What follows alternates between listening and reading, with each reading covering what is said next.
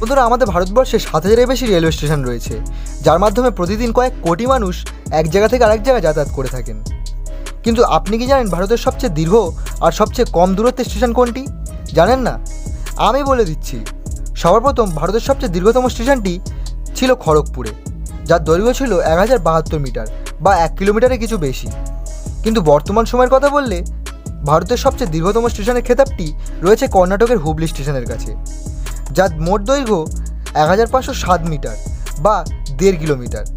আর এটি শুধু ভারতবর্ষেই না, এটি পৃথিবীর সবচেয়ে দীর্ঘতম রেলওয়ে স্টেশন।